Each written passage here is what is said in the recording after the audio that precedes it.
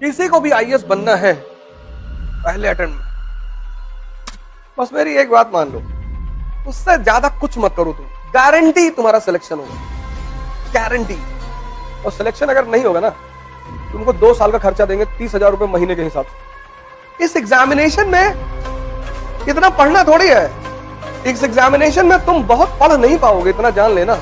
तुम इतनी छोटी सी बात नहीं समझ पाते, क्योंकि तुम्हारा मन कहता है कि इतनी बड़ी अचीवमेंट इतने छोटे रास्ते से हो जाएगी। सर ऐसे ही होती है।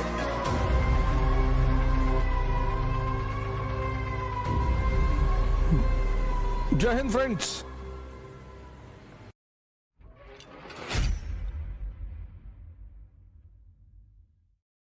नहीं, मैं तो कहता हूं मुझसे पूछते रहा करो, क्योंकि हर आदमी ओमनीसिएंट नहीं है। मैं भी तुम लोगों से बहुत कुछ सीखता हूं। इस दुनिया में कोई ओमनीसिएंट नहीं है।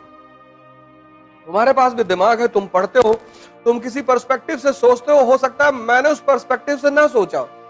तो जब तुम मुझसे सवाल करते हो तो मैं भी तुमसे कभी कभी सीखता हूं। ना आने का मतलब कुछ बुरा थोड़ी होता है। हर आदमी को सब कुछ थोड़ी आता है। इस फील्ड की जो विधा है, इस फील्ड में जीता कैसे जाता है वो मुझे पता है। हो सकता है मुझे हिस्ट्री कुछ भी ना पता हो, लेकिन इस फील्ड में जीता कैसे जाता है, कैसे आईएएस पे सिलेक्शन होता है, क्या करना पड़ता है, वो चीजें मुझे पता है बस। तो इसलिए मैं हमेशा तुम लोगों से क्लास में कहता हूं कि क्वेश्चन पूछते रहा करो। कुछ भी क्वेश्चन पूछो, कोई बात नहीं आएगा मैं तुमको सॉरी बोलूंगा, मैं पता करके आके फिर तुमको बताऊंगा, वो कोई मुद्दा नहीं। इस एग्जामिनेशन में इतना पढ़ना थोड़ी है। यहां जितने लोग तुम लोग आते हो, बस मेरी एक बात मान लो,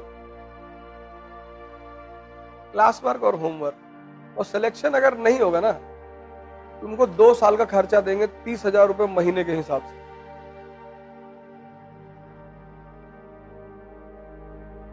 तुम क्यों टेंशन ले रहे हो यार? आज इकरा में मान लो 100 लोग आ रहे हैं, ठीक है, बहुत आ रहे हैं। ये 100 वो लोग हैं जिन्होंने जीवन में खतरा ले रखा है कि पैसा डूब जाएगा तो, लेकिन चलो। जब तुम कोई बिजनेस शुरू करते हो तो तुम्हारा बिजनेस पहले दिन में नहीं खड़ा होता। बिजनेस का पहला चरण है फेथ। इतनी बड़ी बड़ी कंपनियां मार्केट में हैं, तो लोग उनको पास जाएंगे। जब आदमी पैसा देता है वो कहता है कि यार जिसका नाम है उसके पास चलो।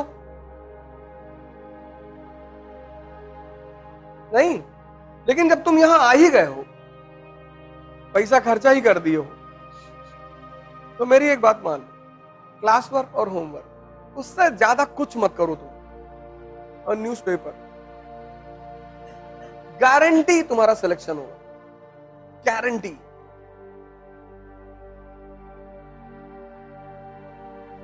हम अपनी गारंटी ले रहे हैं, अपनी।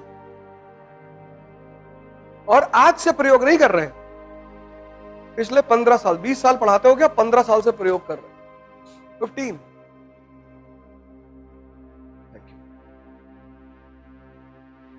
चाय है?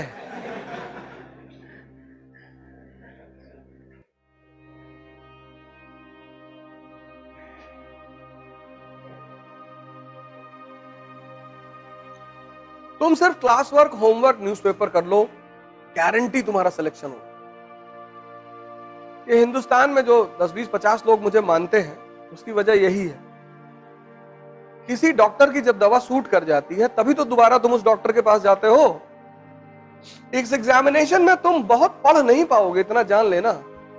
हाँ, जब तुम्हारी जो क्लास में इकोनॉमी पढ़ाई गई है वो कंसोलिडेट हो गई, हजम हो गई, उसके बाद जब तुम दत्ता सुंदरम उठाओ, अब तुम सोच के देखो, तुम्हारा नेशनल इनकम चैप्टर क्लियर है, सब पता है तुम।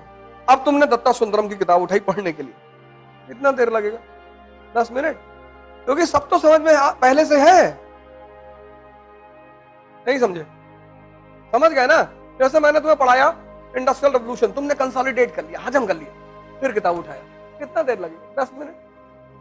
तुम इतनी छोटी सी बात नहीं समझ पाते हो, क्योंकि तुम्हारा मन कहता है कि इतनी बड़ी अचीवमेंट इतने छोटे रास्ते से हो जाएगी। सर ऐसे ही होती है।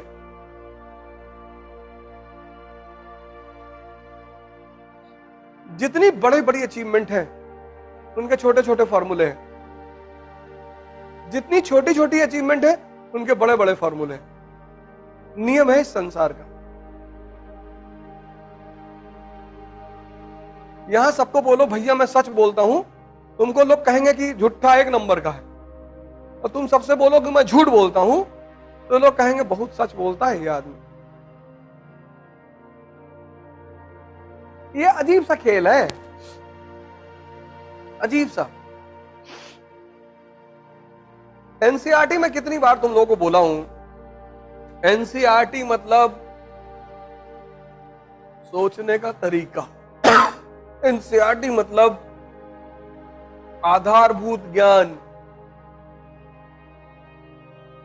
जितने लोग एनसीईआरटी तैयार कर लेते हैं आईएएस की कोचिंग करने से पहले, उनके फर्स्ट अटेम्प्ट में सेलेक्ट होने की संभावना 90% बढ़ जाती है।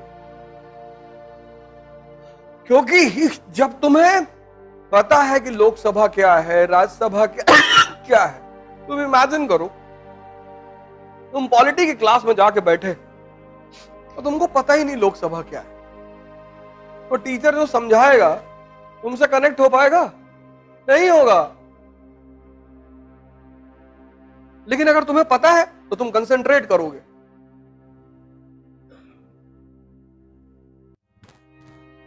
नहीं करोगे फिर तो 50% तुम सीख के आए थे और 50 तुमने क्लास में सीख लिया।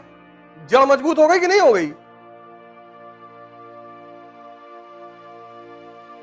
किसी को भी आईएएस बनना है पहले अटेम्प्ट में,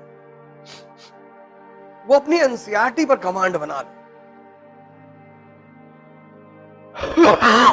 अब जैसे पहला चैप्टर है विपिन चंद्रा का, क्लास 12th वाली एनसीईआरटी है ना विपिन चंद्रा, उसका पहला चैप्टर है 18वीं शताब्दी का भारत, है ना। अब वो चैप्टर जब तुमने खत्म किया तो पहली चीज क्या क्लियर होनी चाहिए कि मुगल साम्राज्य का पतन क्यों हुआ। यही तो पहली हेडिंग है। दूसरी चीज क्या क्लियर होनी चाहिए? क्षेत्रीय राजवंश, राजपूताना, अवध। पढ़ी हो कभी एनसीईआरटी? बताओ अवध के बारे में।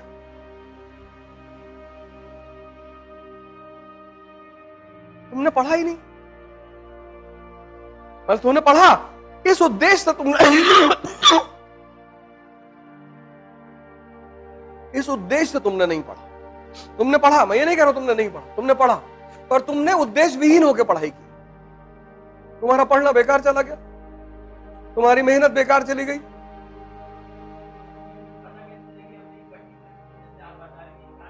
अरे भैया चैप्टर, जैसे जब तुम मनोहर कहानियां पढ़ते हो,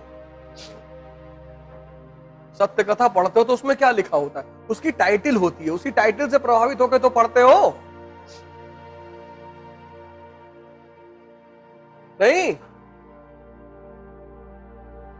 बंबई की हसीना ने हंगामा मचाया। अब तुम उसमें क्या खोजोगे कि इस हसीना ने हंगामा कैसे मचाया? दो ही चीज तो खोजोगे।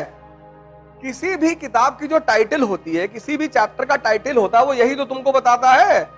जब कार्ड शादी का छपवाते हो तो उस पर लिखवाते नहीं हो शुभ विवाह, नहीं तो हर आदमी पूछे ना कि भैया काहे दे रहे हो कार्ड। तो जब कार्ड देते हो तो उस पर लिखा होता शुभ विवाह। कहता अच्छा किसका है? कहता मेरे पापा का। अच्छा अच्छा, अबे दे दिए कार्ड, पढ़ लो किसका है। अब सब इंक्वायरी करोगे। तो कोई भी चैप्टर की जो टाइटल होती है, वो टाइटल ये बताती है कि इस चैप्टर में ये चीज, अब 18वीं शताब्दी का भारत, तो किस किस स्तर पर? राजनीति के स्तर पर, अर्थव्यवस्था के स्तर पे, समाज के स्तर पे। तो पता कर लो। नहीं, बंबई की हसीना ने मचाया हंगामा। तो एक चीज उसमें क्या है? हसीना। दूसरा क्या है?